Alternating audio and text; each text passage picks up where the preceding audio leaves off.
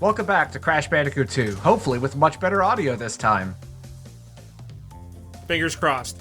Thank you, Annexite and Thornbrain, for your help with that. That was very helpful. Anyway, let's hang out for a bit. Excellent! Man, it's been a tough week and it's only Monday. Anyway, this is, again, the harder mode of the sewer levels. Unfortunately, I lost the footage of my first run of this level, so you're going to be seeing footage from my second attempt where the gem and crystal aren't there, but I'll point out where they are.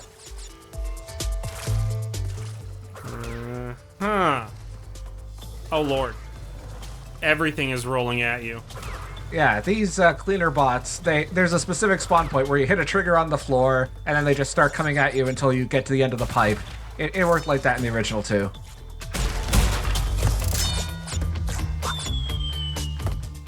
I guess I should talk a bit about how Vicarious Visions actually pulled off this trilogy, because they had very little access to the original assets from the first three games. Eventually, through a stroke of luck, they managed to get the gray boxes for the final level designs, but everything else was essentially eyeballed. So is this another case of, oops, we deleted the assets after it went master, or... No, I don't know exactly what the cause was, but they just didn't have access to that. Like, Blue Point Games, when they did their remasterings of, like, the Metal Gear Solid HD collection, they were able to extract assets and code directly without having having access to the original source. But I don't know what the limitation was with Vicarious Visions, but they made it clear that this was much harder to do than your average remaster or remake. It also means there's a lot of strange quirks to the game, both positive and negative, and all of that is a result of, as I was discussing it with someone else in the main Discord, they made the comparison of that one botch job of a Jesus painting that went viral a couple years ago. I think I remember that. It's kind of like that. Anyway, you'll want to remember this pool for later. Also, that's where the crystal's supposed to be. Uh-huh. There's a strange thing in the PC version when it comes to the floating platforms. I think it's only on the PC version of the NST, where Crash and or Coco will just bounce in place as the platform descends. I think it might have something to do with VSync, because I haven't been able to get it in any of my recordings, but anytime I play the game when I'm not recording, it happens a lot.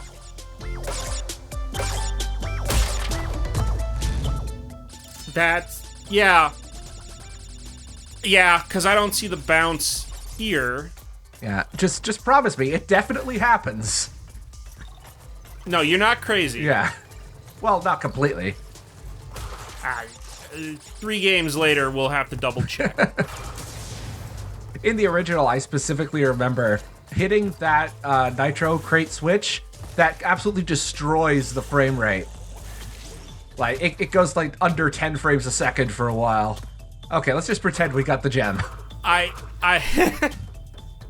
do miss games on the PlayStation for that wonderful frame rate jank. Yeah, there's definitely one section in Crash Bandicoot 3 that very consistently the frame rate just dies. Anyway, I've been talking up a particular level as being incredibly difficult, quite possibly the hardest in the series. It's Cold Hard Crash. Oh, I've been looking forward to this. The opening isn't too bad, but once we start getting to the 2D section, I will have plenty to say about this particular level.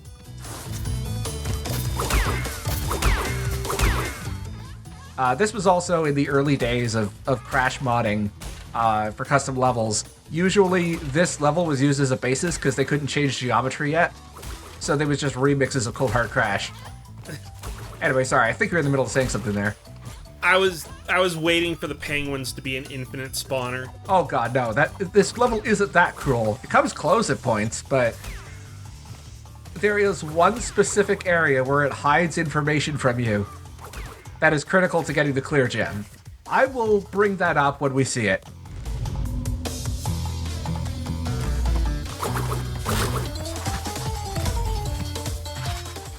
Oh. Yeah, there are no new obstacles per se, unless you count the crumbling bridge, which really, that's just a recycled idea from the Road to Nowhere parts of Crash 1. But it's how it's used.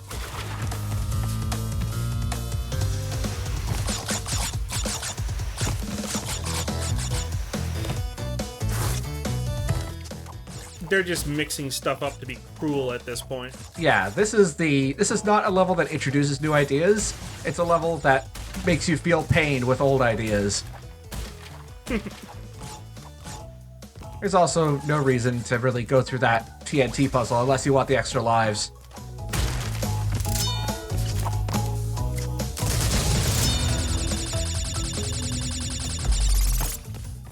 So this is like the closest to a new idea, is having to deal with the TNT and the icicles at the same time. So the icicles can trigger the TNT boxes? Yes. They trigger they trigger the detonation, not the explosive. But they start the countdown. So, anyway, there's been a death route up to this point. This death route is critical to getting both the secondary gem and the clear gem. Because as you'll see in a minute, it's not just about clearing the death route, which is already difficult enough. We're going to leave these boxes for later. There's a specific reason for that. Yeah, I'd say about 90% of this death route area is covered in ice physics. Thankfully, it at least gives you a checkpoint so that if you die in here, you don't have to restart the whole level. It is also very satisfying to go here with invincibility, especially this part. Okay, so keep that box in mind for later, right? We're gonna go down here, get the gem. This is actually the final section of the level. Don't hit that checkpoint. Instead, you want to death warp back to where we had the death route originally. And then we have to backtrack through the death route a second time. What? But that's only the first step. Because you remember there was that iron exclamation mark box. That triggers some boxes back on the regular path, so we have to backtrack again. And the game never tells you that the death platform from the start respawns. Like, there's no indication. It flies away as soon as you start this section. But no, it comes back. And, of course, that exclamation mark box is right at the section of where the pit is. So you have to remember to stop in time.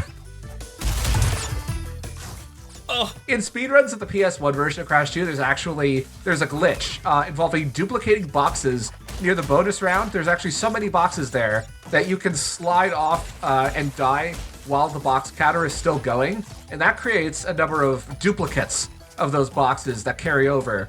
So you can get both the clear gem and the second gem while only having to go through the death route once. Unfortunately, to the best of my knowledge, there is nothing similar to that in the Sane Trilogy. Did not carry over. However, we still haven't seen the worst part of this level. Oh, God. Which is coming up in a minute here. This is already pretty bad. I will say that at the very least, it's easier to find these exclamation mark boxes than it was in the original, because the art design is a little more defined. Of course, that doesn't mean I don't have problems with it, but... So, again, I think if my memory serves me correctly, the most infamous section of this level is coming up right here. So, keep in mind that little back section there. Okay. Now we're going to go over to this other platform once the friction works with us. So, nitro boxes, when they detonate, when you use the green exclamation mark box, they do not explode any boxes that are parallel to it or perpendicular. So that box right there will not blow up when you use the green switch. Everyone misses that box the first time. And in fact, I'm going to show the original PlayStation version. Just pretend you can see it right here. It's actually a little better than that. the camera is very well hidden in the NST, and if you look very closely, you can see the 1-up box in the PlayStation version. It's hard to see, but they actually made it harder in the NST.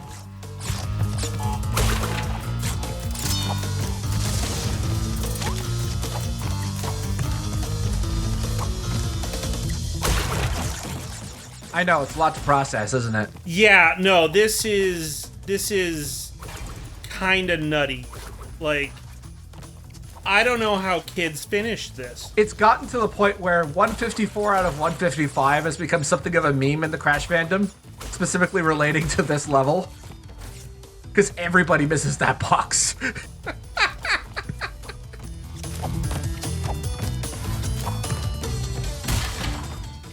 There we go.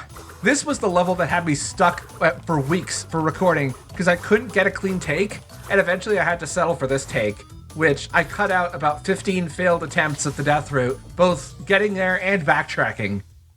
It's not fun. It's not. No, it's just torture. Yeah, it would take until Crash Bandicoot 4, It's About Time, for the game to even come close to rivaling these kinds of levels again.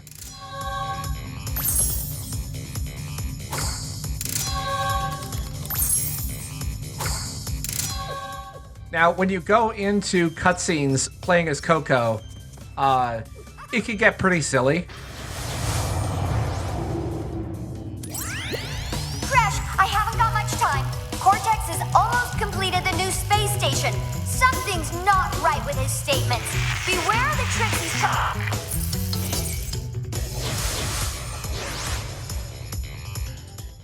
I'm sure it made sense to her.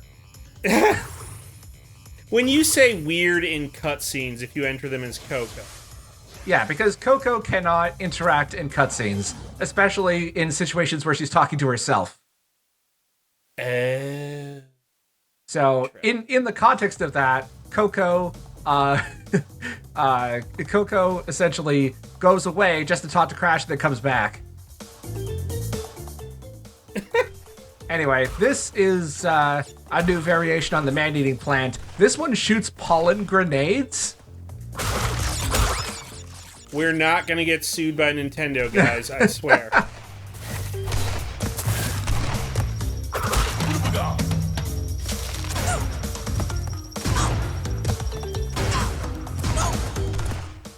You can kind of hear Jess Harnell's voice in there a little bit. There's a little bit of wacko. Anyway, it's worth noting that the English levels, the English levels, naturally, you know, their levels are puns. The Japanese version has completely different names for the levels. The name in this level is Warning, Explosive Pollen. So quite literal. Yes. The Tiki statues are also one of the few enemies that are completely invincible. Like, even if you have invincibility with the Aku Aku masks, you cannot destroy them. Also, I hope you liked the electric gates from the boulder levels, as we'll be seeing a lot of them in this. And anyway, here's the way to destroy the grenade plants. I guess I'll have to look up later what the official name is for those enemies. But yeah, the timing of this is pretty nasty. So this is where the difficulty really ramps up, huh? I'd say it's more explosive, certainly. I wouldn't necessarily say this is any easier or more difficult. So, if you remember back in Air Crash, I tried to get those extra lives. Unfortunately, I was unable to do it. However, I partially redeemed myself because there are some extra lives in this bonus level that are almost as difficult to get. I managed to get that in a separate take. This took me about half an hour to get. Because thanks to the new physics, you can't actually bounce on that on the first try. You have to set it up like this, and then bounce on the exact spot while moving at the correct speed in order to get up here. Again, it's not supposed to be that difficult. It's just because of the changes in the new physics. We eyeballed it. Yep. That was not a successful eyeball. Well, I know what I'm calling this video at any rate. The Unsuccessful Eyeball. Yeah, that's a good. That sounds like a good rock band name as well.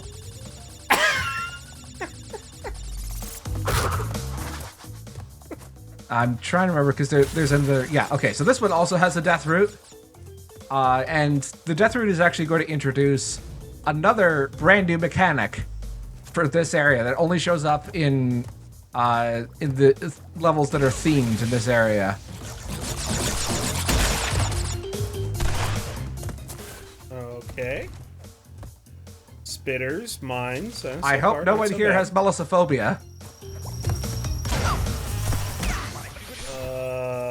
The fear of... As soon as you cross the beehive, a bee will start chasing you. It moves significantly faster than Crash does. So you have to outrun it. You can destroy it with a spin attack, but the timing's a little tight. Oh, that's devious. Yeah. The bees were also a source of great fear for me as a child. I too enjoy Nicolas Cage movies. Anyway, don't take that path. It's a trick. Once again, you gotta backtrack.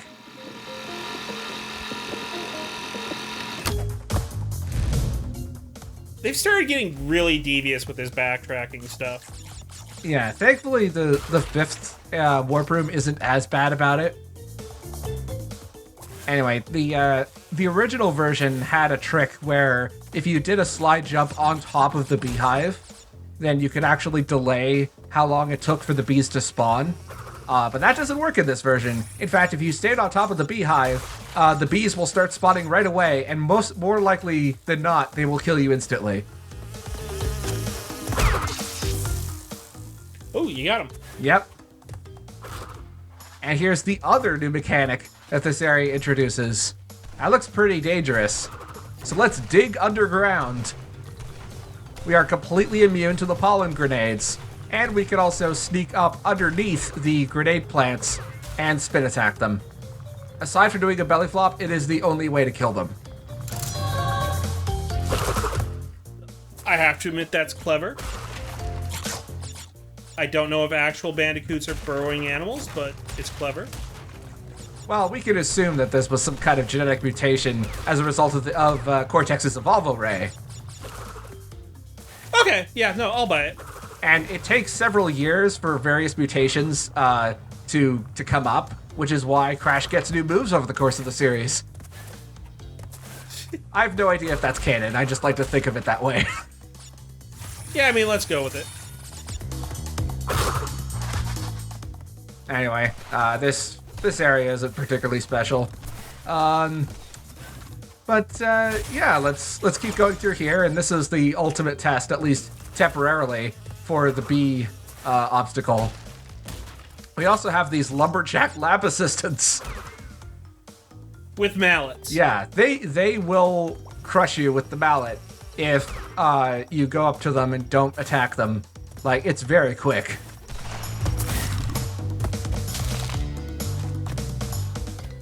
I mean, I would expect nothing less of lumberjacks. They're very alert because they work all night and they sleep all day. Oh no, sorry, other way around. Excuse me. Shit, I ruined that reference. It's the one joke I practiced, goddammit. Oh well. And with that, that's all the levels we're going to be looking at this video. There is some extra content, mostly because there are lots of new obstacles that were introduced in this video, so there's going to be plenty of new death animations.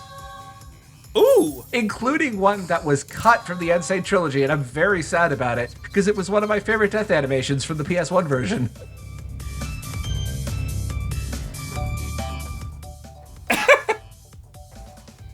Crawl. I like that one.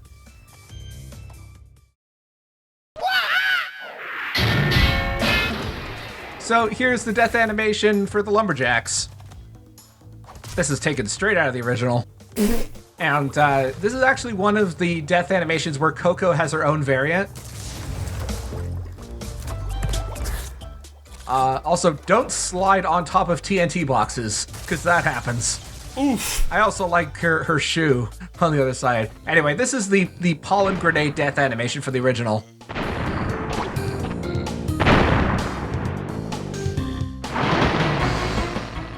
And I also realized I forgot to show off the whirlpool death. It's instant. Masks won't save you. Okay, so this is from the Japanese version of Crash 2. You may remember I said that Aku Aku gave hints in the first game in text box form. Well, they one-upped that in this game.